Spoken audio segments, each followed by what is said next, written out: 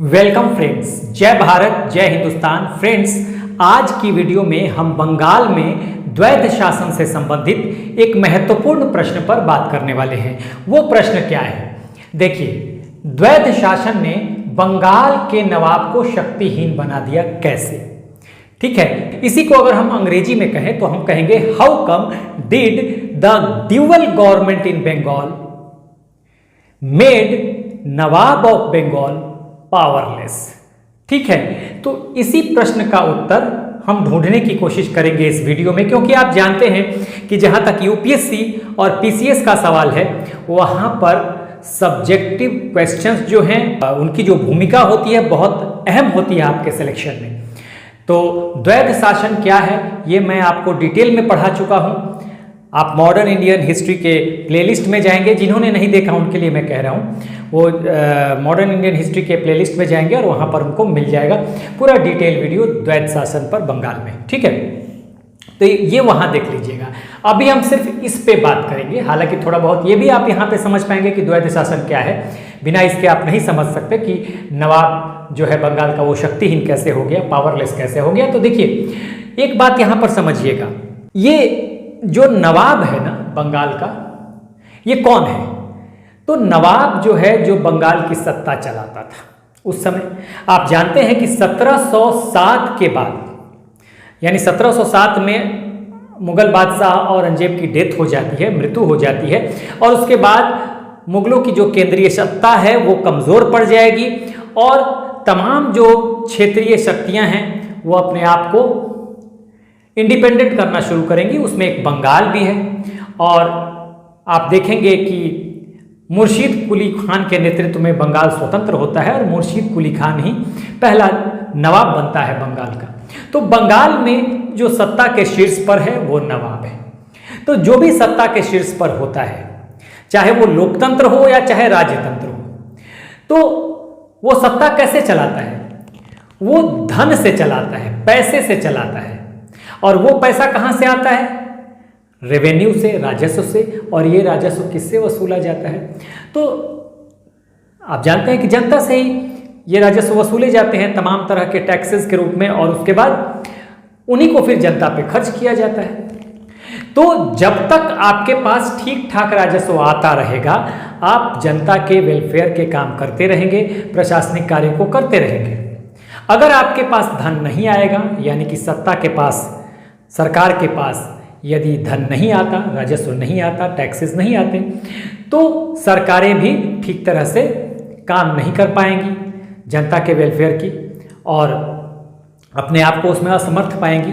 तो द्वैध शासन के तहत यही हुआ था बंगाल के नवाब के साथ, क्योंकि बंगाल के नवाब के पास क्या था? धन नहीं था, और बंगाल के नवाब को सत्ता चलाना था। ठीक है, सत्ता चलाना था, लेकिन राजस्व इसके हाथ में नहीं था। ठीक है, प्रशासन इसके हाथ में जरूर था, लेकिन प्रशासन को चलाने के लिए प्रशासन के कार्य क्या होते हैं? आप कह सकते हैं कि चिकित्सा व्यवस्था है, लोक निर्माण विभाग है, हाँ, सड़कें बनेंगी, अस्पताल बनेंगे, चिकित्सा व्यवस्था में अस्पताल भी आ गया। ठीक है, अगर कोई प्राकृतिक आपदा आ जाती है, भूकंप आ गया, बाढ़ आ जाएगी, हाँ, उसमें जान माल की क्षति होगी, तो क्या होगा? सरकारें मदद करती हैं उसमें, और ये मदद उन्हीं राजस्व के पैसे से किया जाता है। ठीक है, लेकिन जब आपके पास राजस्व ही नहीं आएगा तो क्या होगा? आप सत्ता को ठीक तरह से चला नहीं पाएंगे, आप जनता के कार्यों को कर नहीं पाएंगे, ना आप अच्छी चिकित्सा व्यवस्था दे पाएंगे, ना जनता को सुरक्षा दे पाएंगे, ना सड़क निर्माण कर पाएंगे, ना अस्पताल बनवा पाएंगे। तो ये सब कार्य आप नहीं कर पाएंगे। ठीक है, इसके लिए धन की आवश्यकता होती है, और ये धन राजस्व से ही आता है। आज भी केंद्र में जो सत्ता है, चाहे अभी मोदी जी की सरकार हो, या चाहे पहले मनमोहन सिंह जी की सरकार थी, या उसके पहले भी जो सरकारें थी, उनका क्या होता है? टैक्सेज आते थे ना डिफरेंट फॉर्म में। टैक्स आएंगे, उससे वो जनता की भलाई के लिए खर्च करेंगे उन पैसों का। ठीक है, यही पहले भी होता था। लेकिन यहाँ पर आप देखेंगे कि द्वैध शासन के दौरान जो बंगाल में द्वैध शासन लाया गया, तो नवाब के पास पैसा ही नहीं होता था। क्यों नहीं होता था ये मैं अभी आपको बता दूंगा। ठीक है, तो देखिए, बंगाल की स्थिति को अगर देखें तो आपको मैं बताऊं समय मैं आपको बताऊं कि देखिए बंगाल का जो क्षेत्र था उस समय, बंगाल का क्षेत्र जो था वो मुगलों के समय सबसे ज्यादा समृद्धशाली क्षेत्र था, क्योंकि इधर से गंगा नदी, इधर चाइना की तरफ से ब्रह्मपुत्र नदी और बीच में इन नदियों की ट्रिब्यूटरीज यानी सहायक नदियां थी, तो नदियों का जाल था और इस तरह से बंगाल एक बहुत ही फर्टाइल यानी उपजाऊ क्षेत्र हुआ करता था। ठीक है, तो उपजाऊ था तो ये समृद्ध भी होगा, साथ ही ये बंदरगाही क्षेत्र है तो समुद्र के रास्ते व्यापार के लिए भी बहुत उपयुक्त था, तो बहुत ही समृद्धशाली था और इतना समृद्धशाली था कि मुगल गवर्नमेंट को सबसे ज्यादा रेवेन्यू भी बंगाल से ही जाता था। ठीक है ना, और इसीलिए जितनी भी यूरोपीय शक्तियां भारत आई, चाहे वो पुर्तगाली हो, चाहे डच हो, चाहे फ्रेंच हो, चाहे ब्रिटिशर्स हो, उन सबके लिए बंगाल जो था आकर्षण का केंद्र था। और अंत में बंगाल पे जो एक तरह से अपना राजनीतिक सत्ता जिसकी स्थापित होती है वो है अंग्रेज, जो अंततः राजनीतिक सत्ता स्थापित करते हैं। पहले ये क्या करते हैं, ये प्लासी की लड़ाई जीतते हैं, कब? 1757 में, और फिर बक्सर की लड़ाई जीतते हैं। ठीक है, 1764 में, और बक्सर की लड़ाई के बाद तो अंग्रेजी जो है यहाँ पर वो राजनीतिक तौर पर अपने आप को बंगाल में स्थापित कर लेते हैं, ये आप सब जानते हैं। और क्यों स्थापित कर लेते हैं, तो देखिए बंगाल एक तरह से मैंने बताया समृद्धशाली तो था ही, साथ ही ये बहुत विस्तृत क्षेत्र था, क्योंकि उस समय का जो बंगाल था उसमें आज का बिहार, आज का बंगाल, आज का उड़ीसा, आज का झारखंड, आज का बांग्लादेश, सब कुछ उस समय बंगाल में था। तो बहुत बड़ा क्षेत्र था, बहुत समृद्धशाली और मुगल सत्ता को सबसे ज्यादा राजस्व देने वाला था। इसलिए अंग्रेजों की भी नजर थी, अन्य यूरोपीय शक्तियों की भी नजर थी। अंग्रेज कामयाब होते हैं, पहले पलासी की लड़ाई में, फिर बक्सर की लड़ाई में। और बक्सर की लड़ाई के बारे में आप जानते होंगे थोड़ा बहुत कि बक्सर की लड़ाई में एक तरफ बक्सर का जो युद्ध होता है, तो बक्सर का जो युद्ध होगा इसमें एक तरफ कौन है, देखिए बक्सर के युद्ध में एक तरफ है इंग्लिश यानी ब्रिटिश ईस्ट इंडिया कंपनी कह लीजिए, इंग्लिश मीन्स ब्रिटिशर्स वर्सेस एक तरफ तिकड़ी सेना है, 3 लोगों की सेना है, ट्रिपल अलायंस है। किसका किसका? एक तो है शाह आलम सेकेंड यानी द्वितीय, मुगल बादशाह है दिल्ली का, और उसके बाद है शुजा-उद-दौला जो कि अवध का नवाब है, और फिर मीर कासिम जो कि बंगाल का भगोड़ा नवाब है। आप सब जानते होंगे जिन्होंने भी इन युद्धों को पढ़ा होगा। ठीक है, ये जो है ये अवध का क्षेत्र है, एक तरह से देख लीजिए अवध, और यहीं पे ये दिल्ली है। ठीक है, ये दिल्ली है। तो देखिए दिल्ली का मुगल बादशाह शाह आलम सेकंड था, शुजा-उद-दौला था अवध का नवाब, और मीर कासिम बंगाल का भगोड़ा नवाब था जो भाग के पहुंचा था अवध, और शाह आलम सेकंड जो दिल्ली का बादशाह है वो भी पहुंचा था अवध, और दोनों अवध में मिले थे यहाँ के नवाब शुजा-उद-दौला से। इन तीनों की तिकड़ी बन गई थी, और बक्सर की लड़ाई में ये तीनों एक साथ थे और तीनों को हराया था ब्रिटिश ईस्ट इंडिया कंपनी, यानी ई स्टैंड्स फॉर ब्रिटिशर्स। ठीक है, ब्रिटिशर्स ने हरा दिया था, और उसके बाद बंगाल पे इनका एक तरह से राजनीतिक सत्ता स्थापित हो गया। और उसके बाद सबसे महत्वपूर्ण बात यह हुई कि अंग्रेजों के साथ इस बक्सर की लड़ाई के बाद एक संधि होती है, इलाहाबाद की संधि। ठीक है, इलाहाबाद की संधि, और ये संधि होती है 1765 में। किसके किसके बीच संधि हुई? रॉबर्ट क्लाइव था, रॉबर्ट क्लाइव और शाह आलम द्वितीय के बीच में ये संधि होती है। शाह आलम द्वितीय ने हस्ताक्षर किया था इस संधि पर, और इसमें शाह आलम सेकंड ने अंग्रेजों को मिल गया था, क्या हुआ था, दे दिया था इलाहाबाद की संधि के तहत दीवानी दे दिया था। किसका? बंगाल का दीवानी मिल गई थी बंगाल की। और इस दीवानी के बाद ही बंगाल में ड्यूअल गवर्नमेंट का यानी द्वैध शासन का खेल शुरू हुआ। अब ये द्वैध शासन को अगर हम देखें तो द्वैध शासन का मतलब क्या होता है? द्वैध शासन का मतलब या ड्यूअल गवर्नमेंट या डायरकी आप उसको कहें, इसका मतलब होता है rule of 2 authorities at a place simultaneously, यानी कि एक ही जगह पर दो अथॉरिटी शासन कर रहे हो एक साथ, तो उसको कहेंगे द्वैध शासन या ड्यूअल गवर्नमेंट या डायरकी। यही हुआ था बंगाल में, इसको मैं अभी समझाऊंगा। तो ये जो बंगाल है, ये जो बंगाल, इस बंगाल में दीवानी मिल गई और यहीं से खेल शुरू हुआ द्वैध शासन का इस बंगाल में। ठीक है, द्वैध शासन। और द्वैध शासन का जो समय था ये था 1765 से लेकर 1772 तक। देखिए 1765 में रॉबर्ट क्लाइव ने द्वैध शासन की शुरुआत की थी और 1772 में वॉरेन हेस्टिंग्स जब गवर्नर बनकर आया बंगाल का, वो जो था उसे खत्म किया था। वॉरेन हेस्टिंग्स ने ड्यूअल गवर्नमेंट को, द्वैध शासन को खत्म किया था। याद रखिएगा, यहाँ नहीं लिखवा रहा हूँ क्योंकि डिटेल लेक्चर में दे चुका हूँ। ठीक है, सबसे पहले जब वॉरेन हेस्टिंग्स आया तो उस समय 1772 में बंगाल का गवर्नर था। बाद में वो रेगुलेटिंग एक्ट 1773 के तहत बंगाल का या फोर्ट विलियम का आप कह सकते हैं, वो गवर्नर जनरल भी बनता है।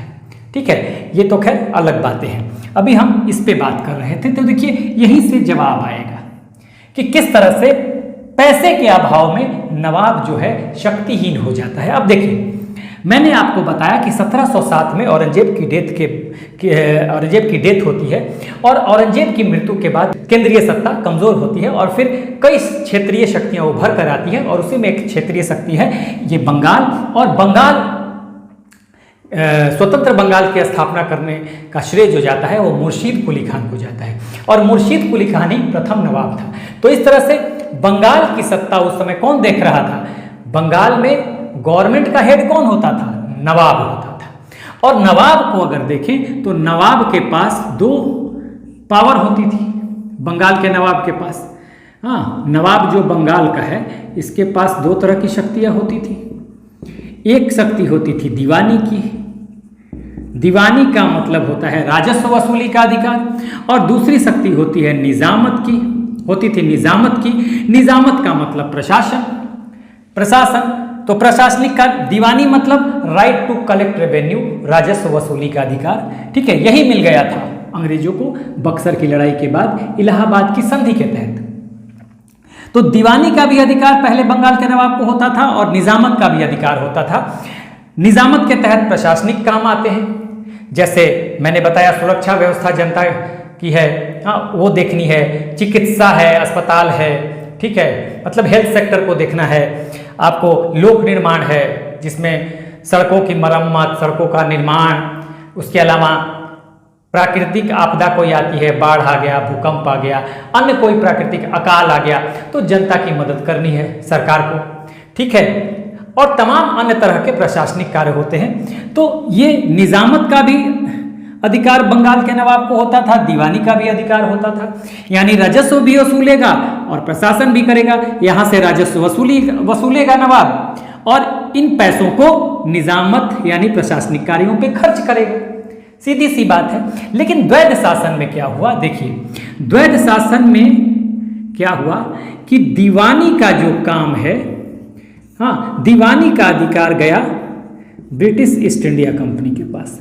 ब्रिटिश ईस्ट इंडिया कंपनी ने बक्सर की लड़ाई जीतने के बाद दीवानी, बंगाल के पपेट नवाब रखा उन्होंने बंगाल में, तो दीवानी का अधिकार इन्होंने अपने पास रख लिया।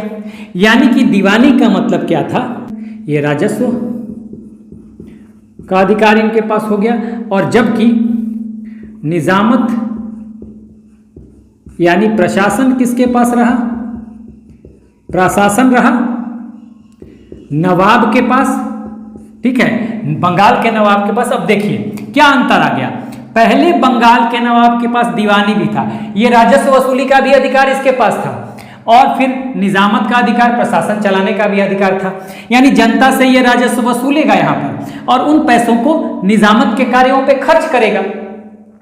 ठीक है, मैंने बताया ना निजामत के कार्य क्या होते हैं? प्रशासनिक कार्य। प्रशासनिक कार्य में क्या होता है? सुरक्षा व्यवस्था, पुलिस भी हो गई, हाँ पुलिस की व्यवस्था करनी है, ठीक है, सड़क निर्माण करना है, अस्पताल बनवाने हैं, किसी प्राकृतिक आपदा में जनता की मदद करनी है, या कोई अन्य वेलफेयर का काम करना है, जन कल्याणकारी काम कार्य करने हैं, तो वो निजामत के कार्य के तहत होता था। तो दीवानी में नवाब यहाँ से रिवेन्यू कलेक्ट करेगा, पैसा मिलेगा इसको, बंगाल के गवर्नमेंट को और निजामत के कार्यों पे खर्च करेगा। लेकिन यहाँ देखिए क्या हुआ, यहाँ दीवानी का अधिकार मिल गया अंग्रेजों को और निजामत का कार्य जो है ये नवाब के पास रह गया। यही दो सत्ता हो गई यहाँ पर एक ही सत्ता के तहत, नवाब के ही तहत दोनों था, लेकिन यहाँ पर द्वैध शासन में यानी ड्यूअल गवर्नमेंट में दीवानी चला गया ब्रिटिश ईस्ट इंडिया कंपनी के पास, यानी कि राइट टू कलेक्ट रेवेन्यू, राजस्व सारा जा रहा है ब्रिटिश ईस्ट इंडिया कंपनी के पास और निजामत का कार्य देख रहा है नवाब। लेकिन अब देखिए यहाँ पर क्या होगा, यहाँ पे पैसा भी है तो इस पैसे नवाब के पास, तो पैसा को निजामत के कार्य में यानी प्रशासन पे खर्च कर रहा है। लेकिन यहाँ पे पैसा किसके पास है, ब्रिटिश ईस्ट इंडिया कंपनी के पास यानी कि अंग्रेजों के पास, और प्रशासन का अधिकार किसके पास है, नवाब के पास। लेकिन इन प्रशासनिक कामों को करने के लिए मान लीजिए अस्पताल बनवाना है, मान लीजिए सुरक्षा व्यवस्था के इंतजाम करने हैं, मान लीजिए प्राकृतिक आपदा आ गया, बाढ़ आ गई, अकाल आ गया, तो उसमें लोगों की मदद करनी है, ठीक है। मान लीजिए सड़क निर्माण करना है, तो ये कैसे होगा, यहां तो नवाब करता है, दीवानी का पैसा इसी के पास आ रहा है, लेकिन यहां तो आ नहीं रहा है। तो अब इस नवाब को इसी के पर डिपेंड रहना पड़ेगा, अंग्रेजों पर डिपेंड रहना पड़ेगा, यानी पूरी तरह से नवाब को अंग्रेजों ने अपनी कठपुतली बना दिया है, ठीक है। हर काम के लिए नवाब को इस पर डिपेंड रहना पड़ेगा, ठीक है, हर काम को के लिए नवाब को डिपेंड रहना पड़ेगा, ठीक है। होता क्या था कि यहां पर जो राजस्व है बंगाल का वो अंग्रेज पूरी तरह से वसूल रहे थे और सिर्फ 53 लाख रुपया नवाब को निजामत के लिए दे देते थे, बाकी अपने पास रख लेते थे।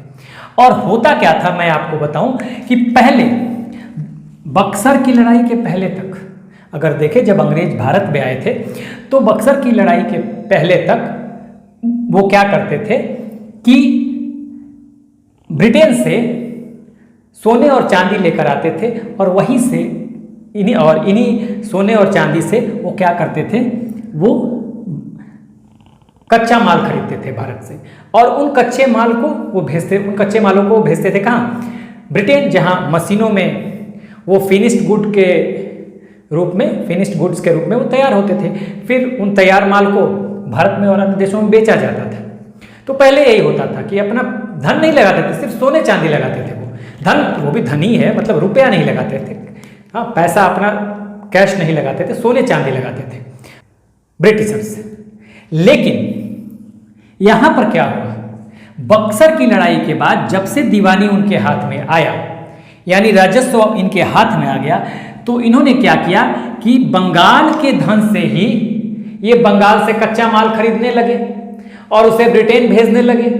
अब उनको ब्रिटेन के सोने चांदी को कच्चे माल के लिए इस्तेमाल नहीं करना है, वो भारत के ही धन से, हाँ, यानी भारत के ही राजस्व से वो कच्चा माल खरीद रहे हैं और ब्रिटेन भेज रहे हैं, फिर उसे कच्चे माल को फिनिश्ड गुड्स के रूप में तैयार करवा रहे हैं मशीनों में, फिर भारत और अन्य देशों में बेच रहे हैं। तो इस तरह से देखिए कि बंगाल के राजस्व से ही वो अपना व्यापार कर रहे हैं। इस तरह से बंगाल के राजस्व को पूरी तरह से अंग्रेज चूस रहे हैं यहाँ पर। यही से ड्रेन ऑफ वेल्थ की कहानी भी शुरू हुई थी, ठीक है ना, ड्रेन ऑफ वेल्थ की कहानी भी यहीं से शुरू हुई थी।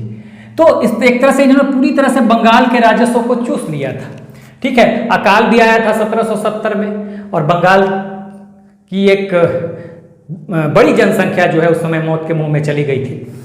तो आप देखेंगे कि यहाँ पर नवाब जो है हर कार्य के लिए, प्रशासनिक कार्य के लिए डिपेंडेंट है। यहाँ पे देखिए पहले डिपेंडेंट नहीं था क्योंकि दोनों नवाब के हाथ में है, लेकिन यहाँ पर पैसा किसके पास है, पैसा है अंग्रेजों के पास, ब्रिटिश ईस्ट इंडिया कंपनी के पास, और नवाब को प्रशासन का कार्य देखना है। और इसमें देखिए कि क्या होगा, फ्रंट पे कौन है प्रशासन में, ये तो वसूल रहे हैं, फ्रंट पे तो शासन में सत्ता के शीर्ष पे कौन है, नवाब है। इसलिए कोई भी काम है अगर नवाब नहीं कर पाता प्रशासन का, तो जनता किसको रिस्पॉन्सिबल मानेगी, नवाब को ही तो मानेगी।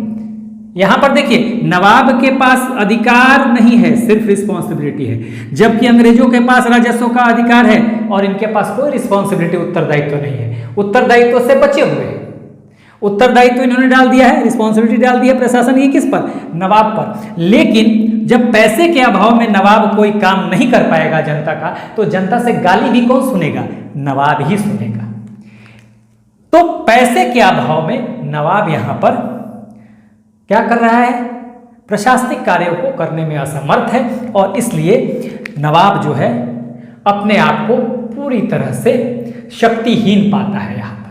तो डिवेल गवर्नमेंट में जो बंगाल में द्वैत शासन लाया गया, आप इसको लिखने के लिए ऐसे लिख सकते हैं कि जब बक्सर की लड़ाई के बाद अंग्रेजों ने अपने आप को बंगाल में राजनीतिक तौर पर अपने आप को स्थापित कर लिया और उन्हें बंगाल की दीवानी मिल गई, उसके बाद उन्होंने द्वैत शासन की शुरुआत कर दी बंगाल में और उन्होंने राजस्व वसूली का अधिकार अपने पास रखा, जबकि प्रशासन का अधिकार उन्होंने दे दिया था नवाब को। लेकिन धन के अभाव में प्रशासनिक कार्यों को करना आसान नहीं है या प्रशासनिक कार्य नहीं किए जा सकते, ठीक है। इसलिए बंगाल का नवाब अपने हर प्रशासनिक कार्य के लिए अंग्रेजों पर निर्भर था और इस तरह से उसे बहुत सारी कठिनाइयों का सामना करना पड़ रहा था। जनता जो है नवाब को ही जिम्मेदार ठहरा रही थी अगर वो किसी प्रशासनिक कार्य को करने में असमर्थ होता था।